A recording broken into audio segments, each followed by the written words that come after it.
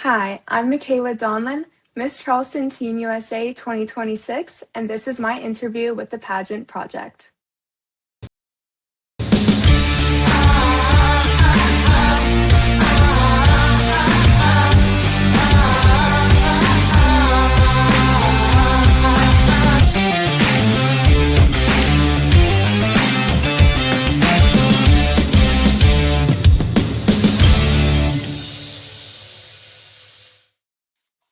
Hey everyone, welcome back to the Pageant Project. My special guest for tonight is Mykala Donlon, who is Miss Charleston Teen USA. Now, she is a dancer, student leader, and a passionate advocate about empowering young women through authenticity and service. As the founder of the Girl in the Mirror initiative, she encourages girls to embrace self-worth beyond appearance and social pressure. A dedicated member and leader in HOSA, Mykala has spent her high school career volunteering through blood drives and community service projects. She will continue her education at the University of Miami, where she plans to study microbiology and immunology on the pre-med track. Through pageantry, dance, and leadership, Mykala hopes to inspire others to lead with compassion, resilience, and purpose. And you can follow her on Instagram at Mykala Donlon and also TikTok at Mykala Donlon. Mykala, welcome to the show. How are you? I'm so good. Thank you for having me. Absolutely. Thanks for coming on. That's a lot there, just with a pre-med track. So is a plan to become a doctor, and we'll be calling you Dr. Donlon soon enough? Yes, that is my plan. I hope to become a physician one day and serve others. Right. Okay. I also saw blood drives there somewhere. So I'm Mhm. assuming that you're okay with needles, unlike many other pageant girls. Yes, I have donated blood 4 times. I've worked 4 blood drives and I've donated each time. I know that it saves 3 lives every time you donate, so it's something I'm passionate about. Wow. Okay. Now, you are going to be competing in Miss South Carolina Teen. I can't speak. It's early in the morning. Oh, When are I you know. It's competing? okay. When are you competing? And as you told me, you're going to be having a pretty special day in the middle of it. But when are you competing? I'm competing the 26th, 27th, and 28th, and it'll be over my birthday on the 27th, Which birthday? my 18th birthday. Okay. Have you given any thought to, are you going to celebrate your birthday at all on the actual day, or do you have to celebrate it before or celebrate it after? I think it's gonna be afterwards. I'm kind of like I'm locked in pageant mode right now, so we're putting birthday on the back burner. I did really wanna go to an omakase bar as my birthday dinner, but my brother won't eat sushi and my mom won't eat raw fish, so I might need to do some more brainstorming for that. Okay, hang on. So omakase. Yes. I sometimes when I'm working, I have YouTube videos on in the background, and one of the things that I've recently just been watching is omakase videos. These places in Japan, and you just Yes. watch these chefs, and they Mhm. basically serve you one on one, and they come out, they carve everything in front of you. It's absolutely amazing the I artistry know. that goes into it. How did you get interested in omakase? I just love sushi. Like, sushi is probably my favorite food, or poke is also my favorite, and, they just brought one to Charleston, like, a proper omakase sushi bar, and I'm like, "This is my dream. This is my dream to go to this." So, maybe I will take my dad because he loves sushi just like me. My brother and my mom, they're a little bit on the fence. Why don't I don't want to imply there's something wrong with them, but why don't they like sushi? Sushi's like the best food. I know, well, okay, they like a California roll. That's as far as they'll venture out. My brother, he's more of a picky eater. He's not a huge fan of sushi, and my mom is we're pretty sure she's allergic to raw fish, so she'll only eat the Oh, shrimp in the California roll. So but she likes sushi too, as long as it's just the California roll. okay, all right. If she's allergic Yeah, to it, that makes sense. yeah. We Which can't fault whi her. no, which one's a California roll though? It's just the rice, the sushi, or the shrimp, and avocado and cucumber, I think. I think that's all that's in it. It's pretty Okay. simple. All right. Yeah. Yeah, but if we send you and your dad to an omakase bar, are you actually having, I don't want to say proper sushi, but for me, it's not really sushi unless you're actually having the No. raw fish. So are you game enough to do that? Oh, yes. I love raw fish. Like, we would be getting all the special things, not just the regular California roll. Good to know. That's doing Yeah. it properly. Do you have any views on Yes. wasabi? I don't love it, to be honest. It's just like I like spicy food, but I don't like the flavor of wasabi personally. I'll use my soy sauce and my ginger, but I can't do the wasabi. It's just the flavor of it. Have you, in the sushi places you've gone to, do you get your wasabi? I'm sorry, we'll get to pageantry in a sec, okay? Sushi is one of my favorite topics. When Me you've had the too. wasabi, I don't know how it is in South Carolina. Does it come in a pack, or do you actually have the person grating it fresh? They just put down like a little dab of it. It doesn't come in a pack, but it's just like there with my sushi. Good. Because the fresh wasabi and the ones that comes in packets are completely different. So the ones in the Okay. packets are very hot, but it's not actually genuine wasabi. If you see the Mhm. guy grating it, very often using a shark skin sort of grater, that's actually not spicy at all, and you can have a lot of it. So I'm Okay. just curious as to know Okay. whether you've been having the real deal. If you have the packaged one, you'll know because it absolutely just goes through your nose. It's pretty vicious. Yeah, Um, I can't do that. no, it's not very No. pleasant. I mean, that sounds like a good place to have an 18th birthday. But Yeah. let's get back to pageantry for a sec. Okay. How did you get involved in pageantry to begin with? I know you have some South African heritage, and obviously South Africa pageantry in South Africa is a very big deal. But how did you get Mhm. involved in pageantry? So, I know my mom, she has grown up watching pageants, but it's never something that I thought that I would do. I just kind of ran into it somehow last summer. My mother agent, she texted me and she was like, "Hey, Michaela, we're coming to Charleston for this new pageant, Miss All American." They were like, "We know the directors, they're amazing. You should come like try this out. Have you ever thought of pageants? Have you ever thought of pageantry?" And I was like, at first, I was like, "I have no idea, like, I know nothing about pageants, about the pageant world." Like, I'm telling you, I walked in there clueless, like, did not have an idea in the world of, like, what was going on. Um, and I did my first pageant, Miss All American, here in Charleston, and I absolutely fell in love with it. I have never had such a sisterhood and, like, made so many friends with girls so like-minded to me. And it was really special and also eye-opening for me, like, how much depth there is to pageantry. I think that sometimes there's just this idea that it's just a beauty contest, which there's so much more to it than that. And after that, I was like, "Okay, this is for me, like, I have found my thing." And ever since then, I've just been working on myself, preparing for the next pageant. Obviously, the dream is Miss Teen USA, so that's my next goal, but I absolutely love it now. Can you walk people through what your first experience was like? Because if you walk into a pageant as big as Miss All American and you have no idea, I got to imagine it's slightly Yeah. overwhelming. So, it's funny because I'm usually someone like I will stress a lot about things because 'cause I'm such a perfectionist. I was not stressing about this at all. I was like, like, "I'm just gonna see what happens," type of thing. Because I guess I didn't put any pressure on myself because 'cause I'm like, "I'm new to this, I have no idea." So, I ordered my dress off Revolve. It was not a teen dress at all.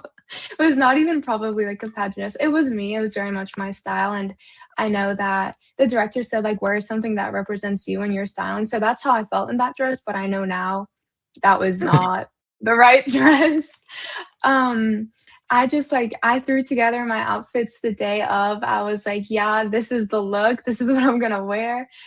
Um, I didn't have a hair and makeup artist. I did my own hair and makeup, which thankfully, like, I love doing makeup. I know how to do my makeup. My hair was a struggle for sure. I did not know what to do with my hair. Um, but yeah, and I think I started practicing like a week before. Full transparency, I started mapping out what I was gonna do like the week for the week before.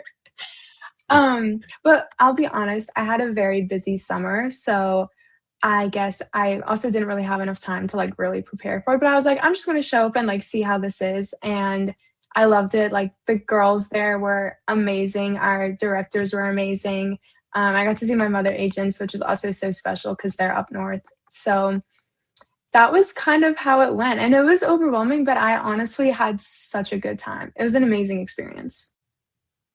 Just back up for a second. So it really sounds like you just went in there not knowing much, not having any expectations, and you went in and you Yeah, probably enjoyed yourself more than you probably should. But I yeah. know that you're a dancer, and one of the things that you mentioned you wanted to talk about was the perfectionism that's inherent Mhm. in dancing. I work with a lot of dancers, and anytime I see a dancer, a Yeah, gymnast, a ballerina, it's like, I know you guys are super hard on yeah. yourself and you're Yes. perfectionists, and we'll get into that. But how did you manage to just go into the pageant without letting that perfectionism get in the way?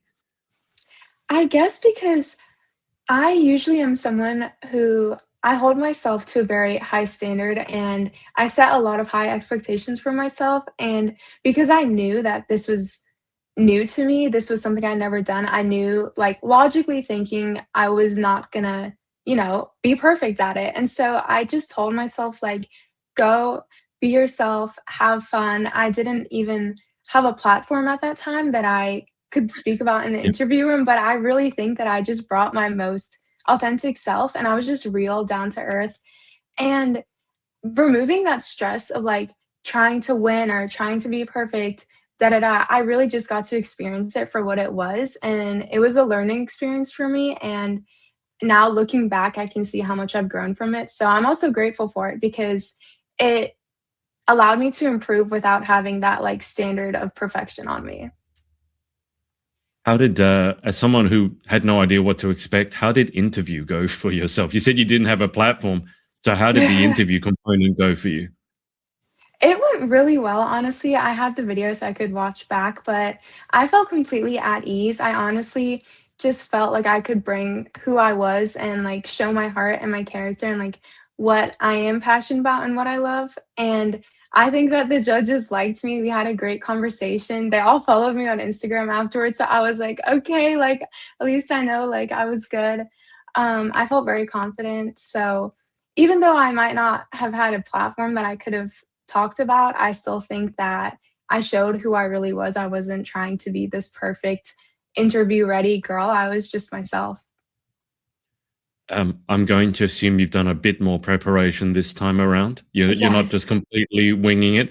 So how has Yes. preparation this time around been different now that you know what you're walking into?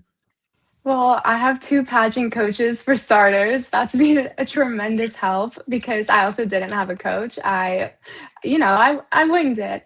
Um, so my pageant coaches have been amazing, Gina Malesh and Addie Carver. They truly are so inspiring and uplifting and have just supported me so much over the past couple months that I've been meeting with them.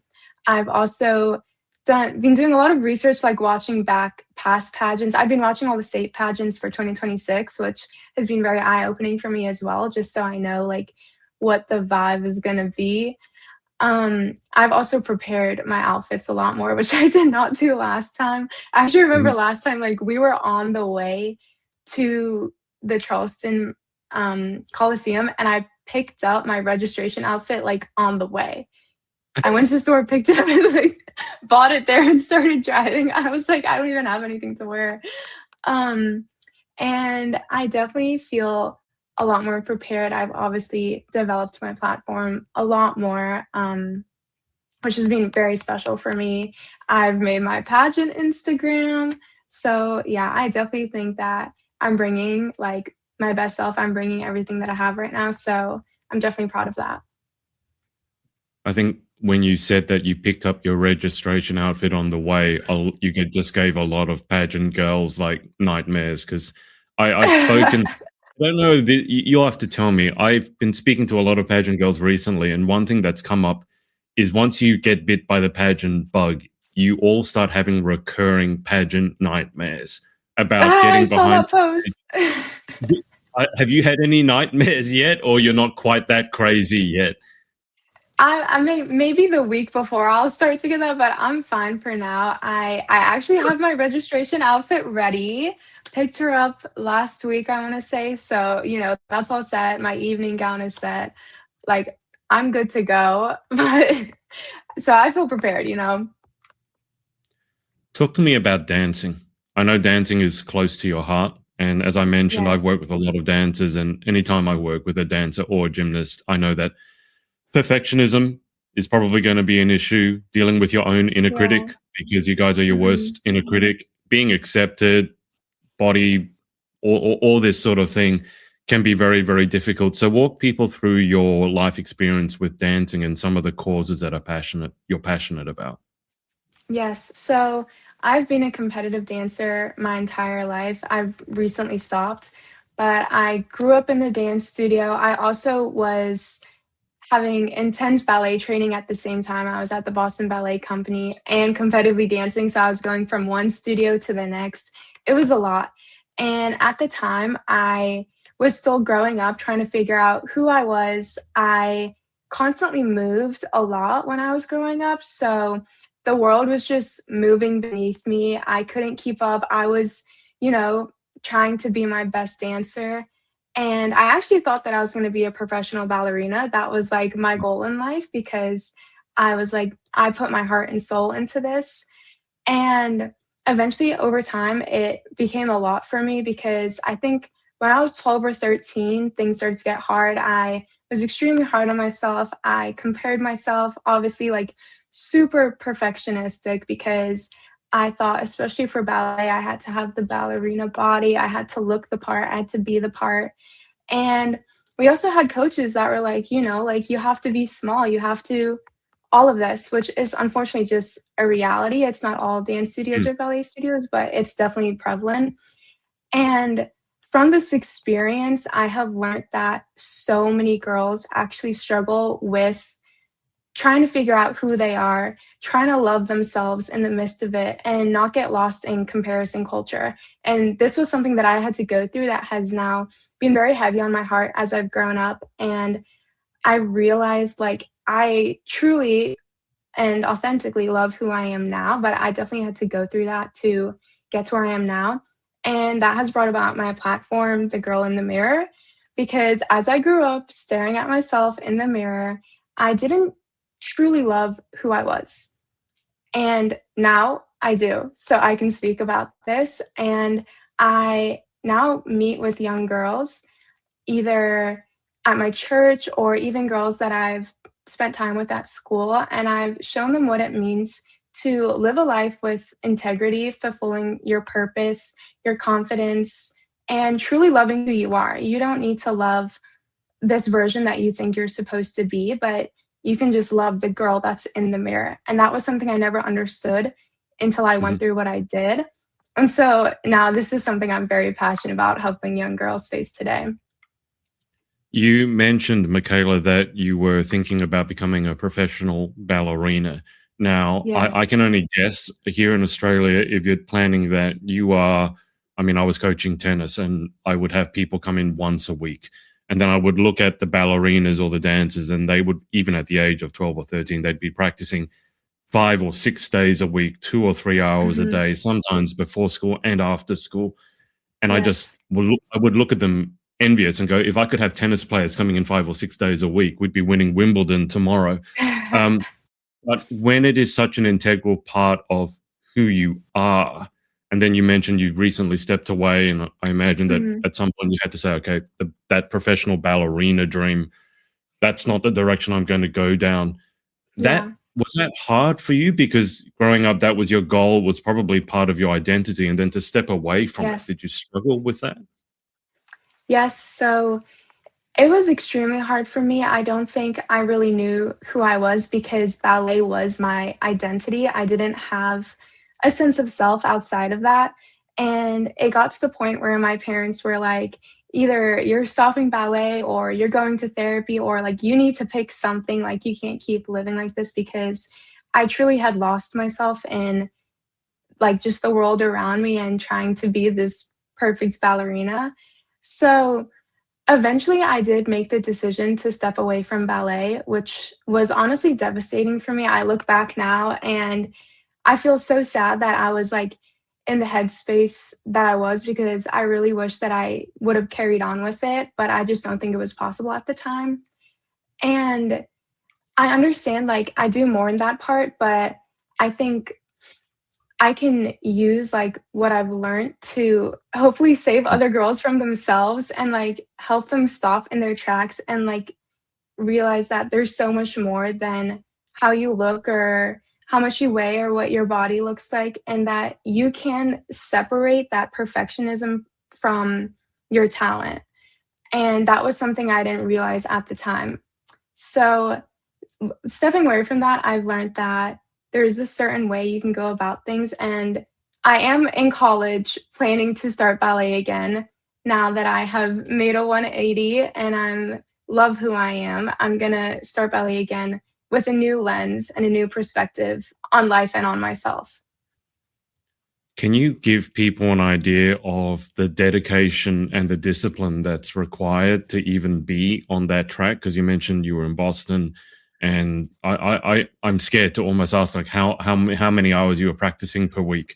But give the people an idea of the discipline and the dedication involved.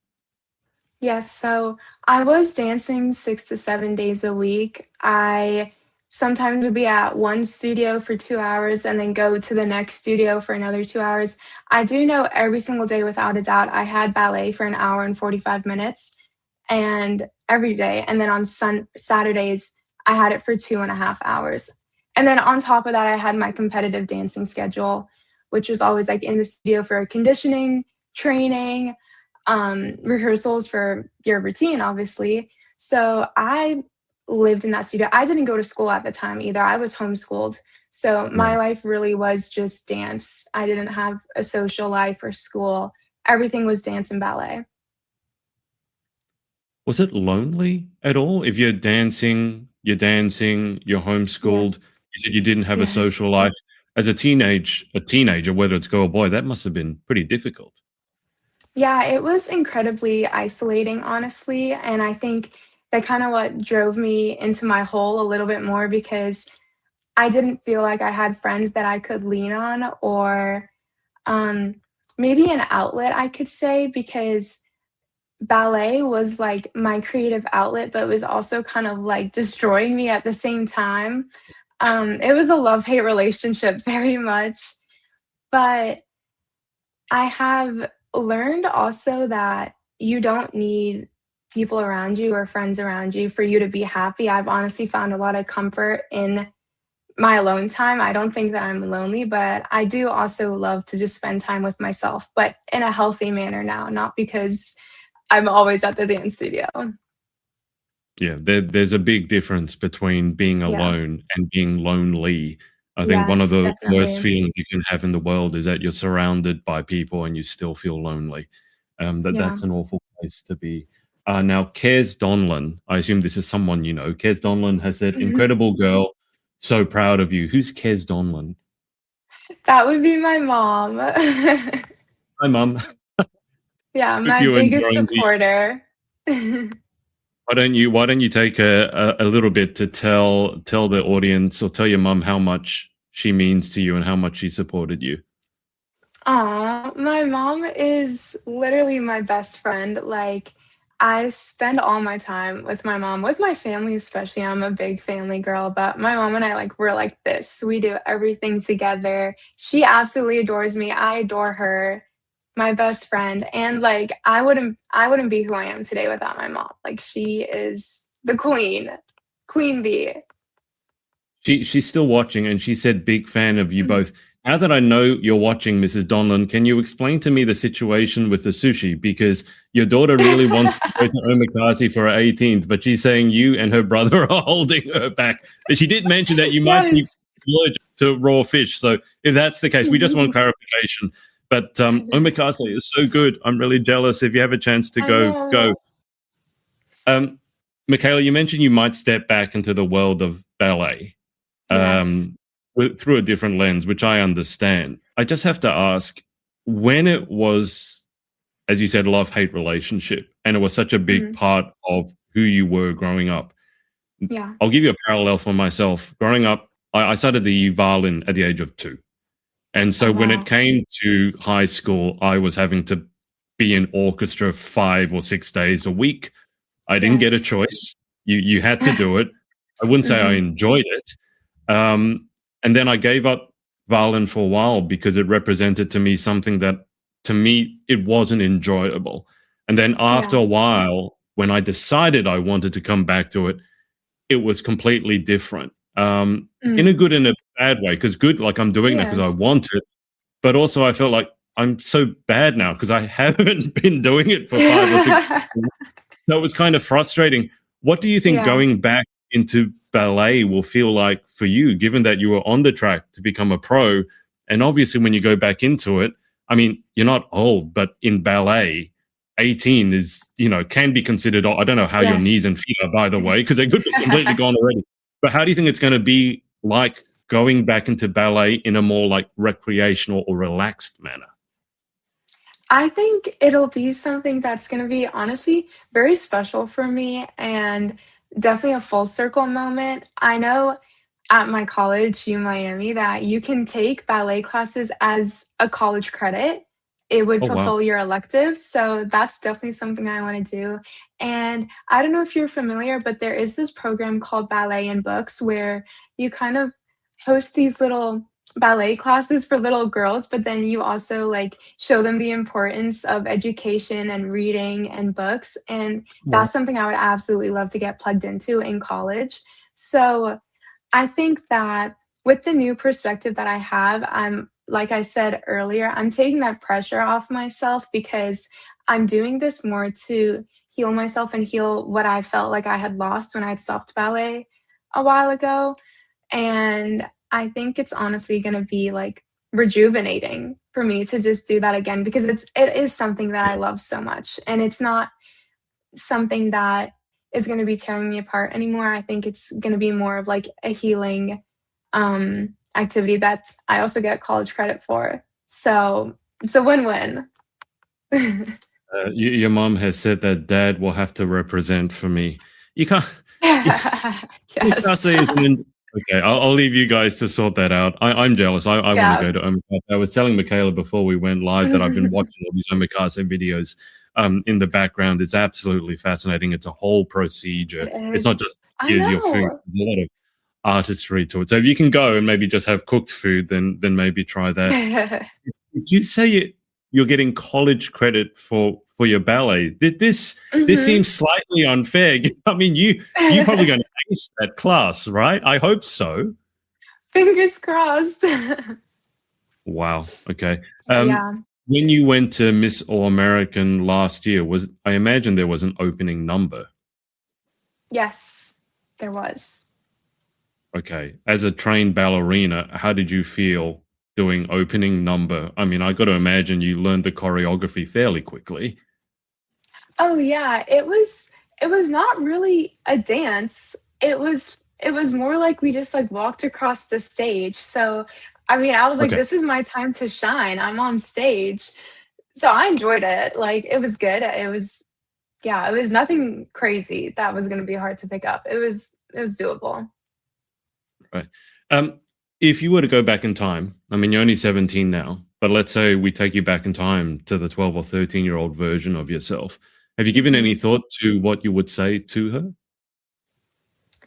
I would tell myself to not be so hard on myself and to might sound weird to say, but, like, to take the focus off myself because I know looking back, I was so extremely worried about how I looked and how I was performing that I didn't even get to enjoy life. And I think that if I had shifted that focus and been like, stop worrying about yourself and just look at the world around you and look at the dancers around you and take everything in, that's something I would tell myself because sometimes when we become so hyper focused on ourselves and how we're performing and how we're looking, it kind of becomes like a little bit of a self obsession. And looking back, I'm Hmm. like, I just cared way too much. And obviously it's good to care about yourself, but then it comes a point where it's detrimental and it becomes messy. And I would go back and just be like, girl, take a breather, change your perspective. That's what I would do. Do you think the 12 or 13-year-old version of yourself would have listened to you? Probably not. Probably not. I was very headstrong. Like I was like, my way or the highway. Right. Yeah, that's the problem, isn't it? Because at that age, you think you know best and you think you're invincible and you probably don't want to listen to anyone else, even if it's No. yourself. Um, Talk to me about service and your heart for service. So obviously you're someone who is keen to give back to her community. Mhm. Where did that stem from? I think this stemmed when I really started to grow on my faith journey and just my time in the church. And from a young age, I will say I always loved children. I was always like playing mommy and wanting to be with kids, wanting to hold the baby or take care of the baby. And that has stayed with me throughout my life. I absolutely love kids. I can't wait to be a mom. Um, but coming from my journey with my faith, I started to take a really big leap of faith and go on a mission trip. And that was something that was absolutely life-changing for me. It gave me a whole new perspective on the world around me, which I think you don't really fully grasp until you go and you live it. And it was not a glamorous mission trip at all. It was a lot of service, a lot of, putting others before yourself, even in situations you may not want to. And I know that we were there to bless others, but I was so blessed afterwards. I really saw the fruit of like what I had planted there really like came to life. And after that, I went on another mission trip, but this was more of a medical trip to Greece. And I was serving and volunteering in refugee clinics and shelters for unaccompanied minors. This was more of a medical type of trip. Yeah. So it was not so much as like spending time with kids, but it definitely still gave me a whole new perspective because it was completely foreign. Like you can't speak English. So you really have to learn how to connect with others without being able to talk, which was something I never thought I would have to do. And you're put in situations where, you know, it's not ideal and you make it work and you put the others before yourself. So those were 2 trips that I'm so incredibly grateful that I were able to go on. They have blessed me so much. And from that, I like to serve in the communities abroad, but also in my hometown. I'm super involved at school, or I was, I've graduated now. But I was actually the vice president of HOSA, which is the Health Occupation Students of America. And basically, we just do a bunch of fundraising, a bunch of events. We do a lot for charities, homeless, the nursing homes, and then we also host the blood drives where I can work the blood drive or I can donate, which I did both because that's what I like to do. And this is not something that was required of me, but I truly am passionate about the medical field, first of all, and then also like the impact that it leaves on everyone else. So those are some ways I was involved at school. And also, I forgot one more thing. I'm also a leader at my church for the ninth grade girls. So this year has been so special for me because I got to meet with the ninth grade girls and mentor them at the age where I really needed it. I can now look back and give them like my input and be like, guys, I have lived through everything that you possibly could be going through or could go through. So take my advice. I'm here to listen to you. I'm here to support you. And I'm so close with these girls now. I love them. So truly like service is very special to me and something that I love to do before I even got into pageantry. Yeah. What's what are some of the biggest lessons that you've taken from service, whether it's the first mission trip, the second mission trip to Greece, or volunteering in your local community? And I ask this, Mykala, because I think one of the biggest gifts you can give yourself is perspective. And when Mhm. I say that, I mean, as hard as life can get sometimes, very often we're still very blessed, especially Yes. in America, in the UK, in Australia. Yes. Your worst day literally is probably someone else's dream day. We Mhm. don't have to struggle usually for water or, running Yeah. water or for food. Hopefully, I know that there are some people struggling right now, and I'm sensitive to that. But what are some of the biggest gifts or lessons that you've taken from your time serving? I would say gratitude. What you said about perspective is also very true. Definitely the global perspective that my service has given me, but also the gratitude. I think that when you are grateful for what you have and you're also just content with what you have, there's nothing where you could be like, "Oh, I wish I had this." Like that uncontentedness where it's like you're not happy with what you have because now every day I look back at where I was a couple months ago and where the people like I got to come back to my life, like my cushy life Yeah. where I know I'm so blessed. I have everything at my fingertips. I don't have to worry about, running water, food, clean water. And I look back to just a couple months ago when I feel like for me, I was like, okay, that was hard. And Mm, there's people that are living like that every single day.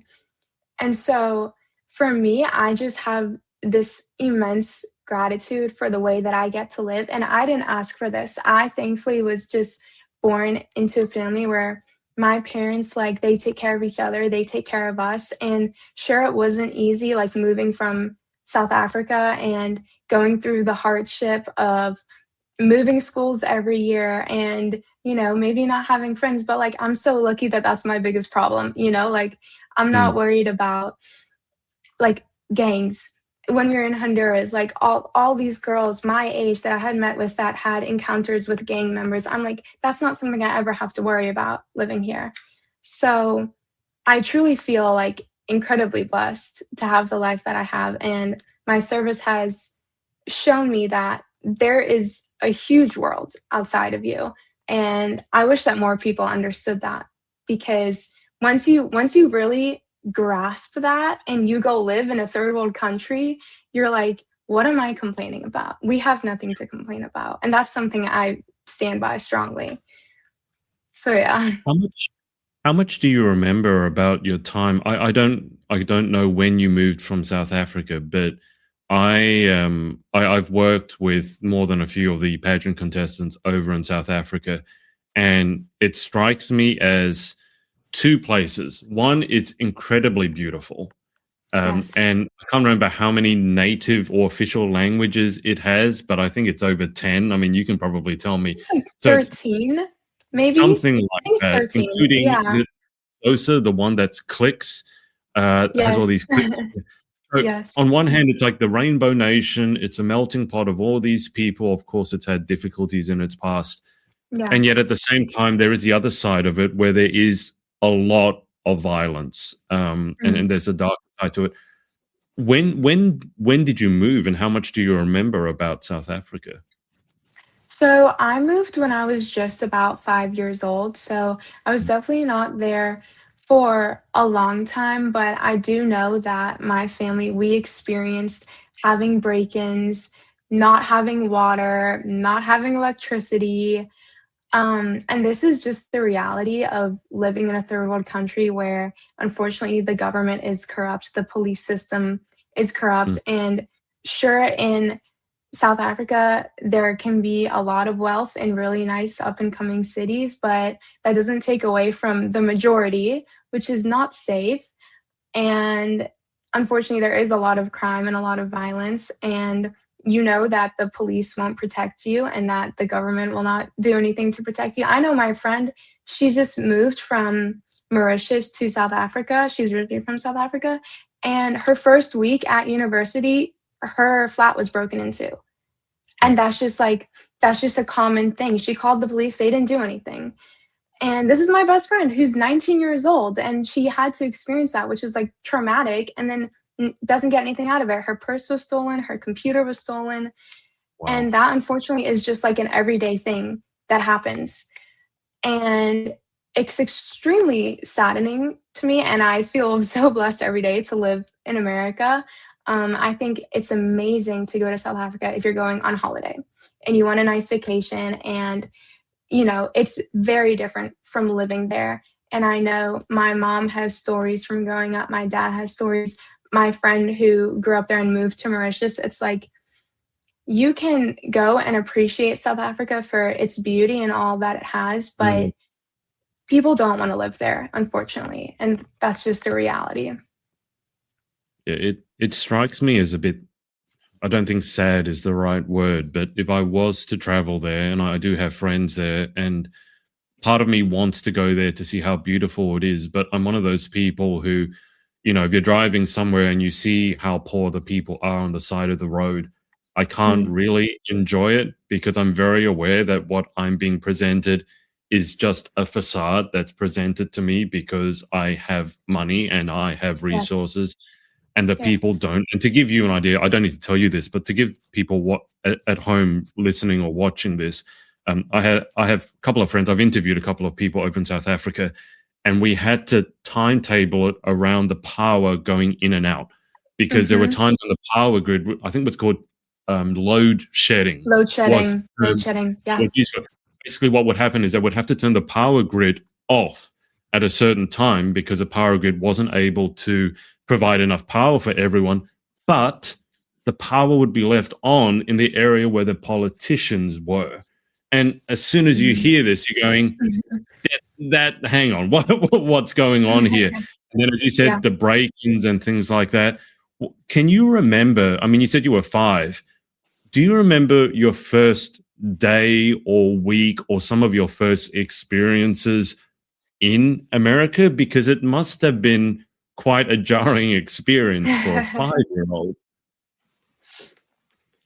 Um, I I have, like, very, um what is the right word? I'm trying to think of the word, but, like, maybe distant memories, I would say. I Yep. definitely, um, had a very blessed childhood. My parents, I know that they sheltered me from a lot. I know that it was not easy for them, just packing up and, like, leaving everything behind. My parents were very young at the time. They only had me at 26, so they were about, like, 32 when they Right. moved, and I know it was incredibly hard for my mom, like, just leaving her family and everything behind.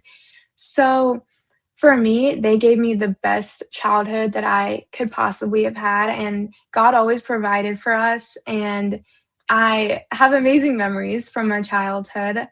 But I do remember for a long time as I started to get older, I did have a little bit of resentment towards my parents because I thought that they had taken me away from my home.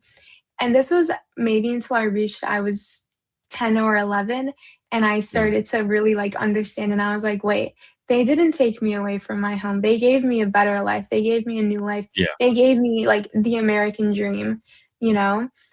And so I look back, and now that I have matured and I understand the world around me, I look back and I'm so grateful for the way that they did things because I would have never known the struggle that we actually went through as a family.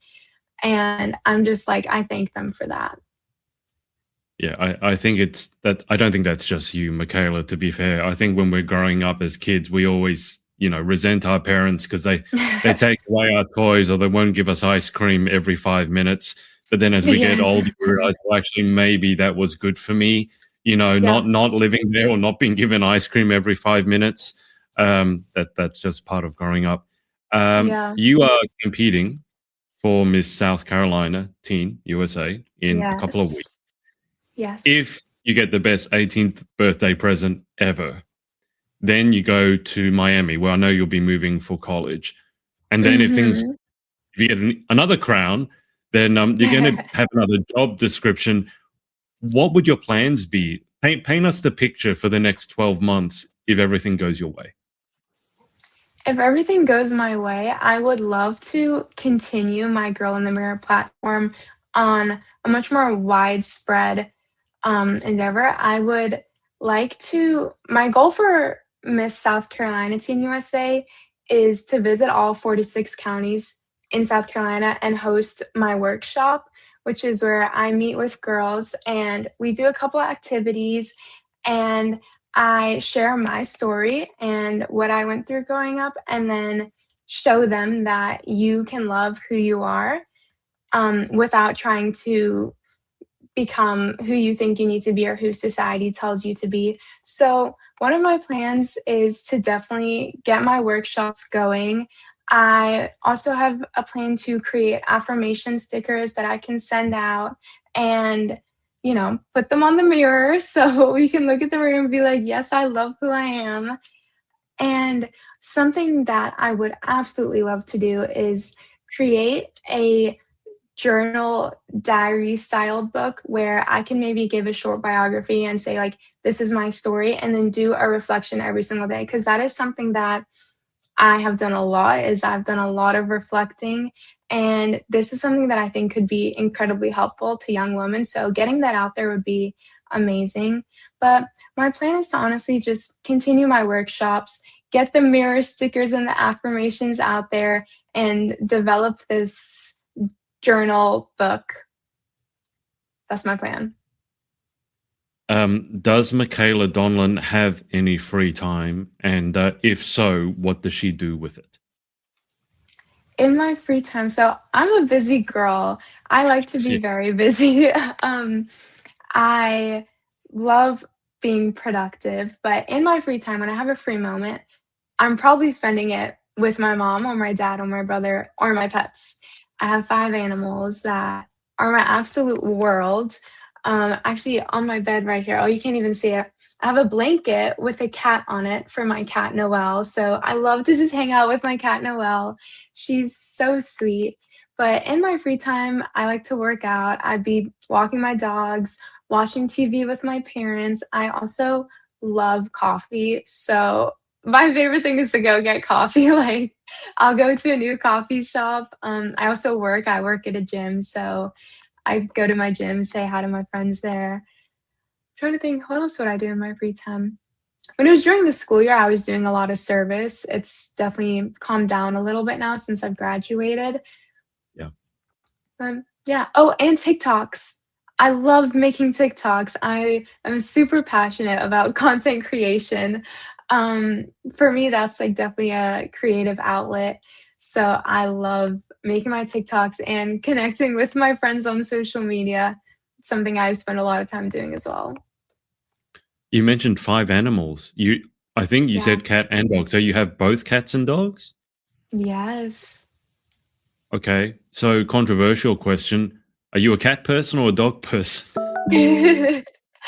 um, okay. I love both cats and dogs, but I honestly think I'm more of a cat person because I feel like I always say to my mom, like, oh, I'm just gonna get cats when I'm older. Like, I know that I'm gonna get a dog, but Yeah. I just, I feel like dogs are more like children almost. And I'm like, Yeah. I wanna have Yeah. my babies and raise my babies and then have my cats to just like hang out with me. But I love both equally. I love them. I think dogs, and it depends on the breed. I understand that, but to me, dogs are a bit simpler. Like they see you and they're happy. They wag their tails. You go, want to go for a walk, and they're happy. Yes. Cats is more like dealing with a person, like a really temperamental, very often grumpy person, and It's each true. one has their own very specific personality. Like one will Yes. love to be picked up and want to be picked up all the time. Another one will be, don't you dare touch me. Like, get away from me, feed me, and then leave me.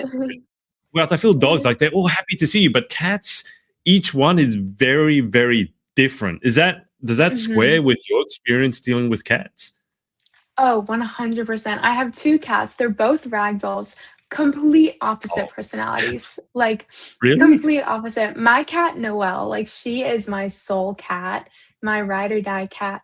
She is, like, wants to be a part of the pack, like, is up in everyone's business. She will come and lay in bed with me every morning, like, she doesn't really like to be pet, but she likes to be cuddling with you on her terms. It's only when she wants it. Otherwise, she's like, "Don't touch me." And her favorite spot is up there. Like I keep that spot empty so she Wow. can lay on top of my thing.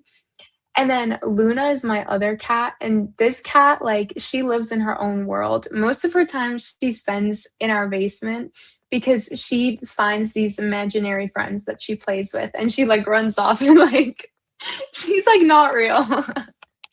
She has I feel like she is like a little fairy princess, like, she just lives her own life, she would not survive in the wild at all. These are indoor cats, by the way, like, we don't let them out. Noelle is always trying to go outside, like, she's like a wild cat, like, she would survive Yeah. out there.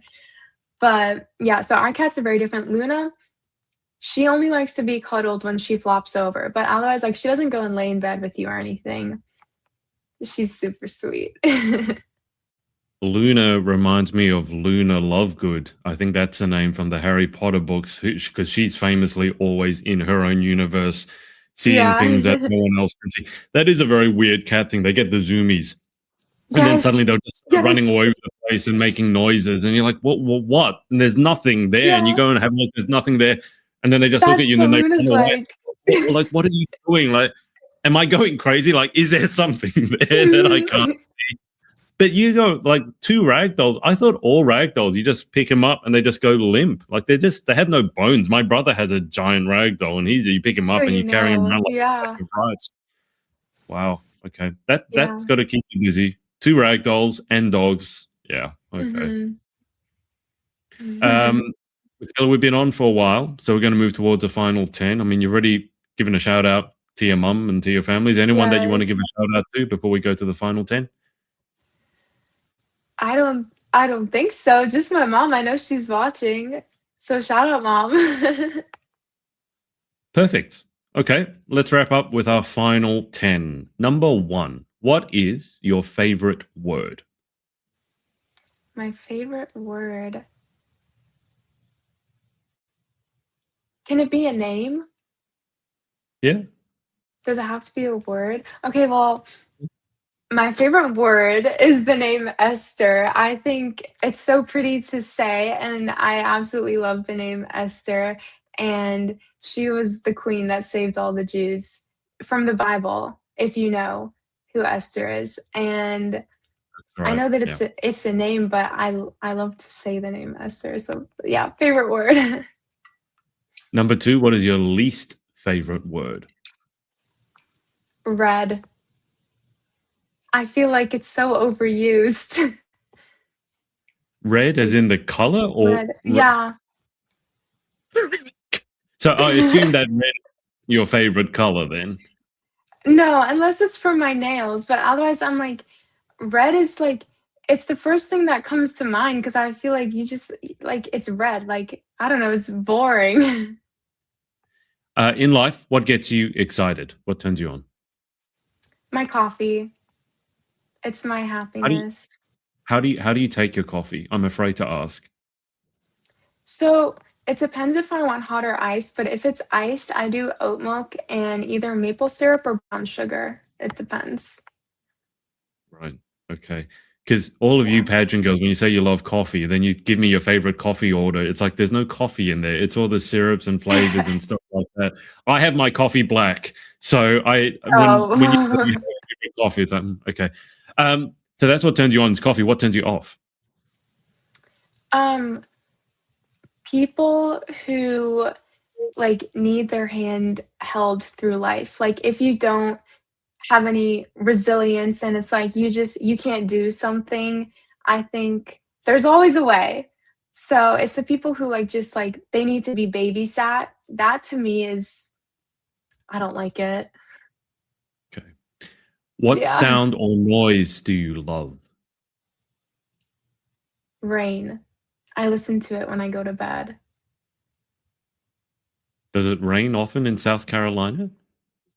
No, I play it on my phone. Oh, okay. All right. Yeah. We live in such a weird world, don't we? We go to sleep and we need to play the sounds of nature on our technology, otherwise we can't sleep. I'm not judging. Yeah. I have a white noise machine, but for me, the sound that sends me to sleep is the sound of plane engines, aeroplane engines. So I play on Oh, my that one works. yeah, and I'm very bad sleeper, so I'm not Oh, me judging. We too. all have our You thing. get it. Um, Yeah. So you love the sound of rain. What sound or noise do you hate? Chewing and heavy breathing, like, I can't do it. Absolutely not. It, like, triggers me. It triggers my rage. So I take it then you're not a huge fan of ASMR. I mean, you're on TikTok. You would have seen all those ASMR videos with a No. no. You don't like it when people talk into the microphone like this. No, I can't. Okay, that's fair enough. If you could have any superpower, what would you pick and why? Probably to read minds. I feel like a lot of people say that, but I'm just nosy. Like, I wanna know what you're thinking. So reading minds. Some people, Mykala, aren't thinking anything. That that's what I say. If you want to read minds, you might be scared at how quiet it is around some people. Number 8, what job would you most like to attempt? What job?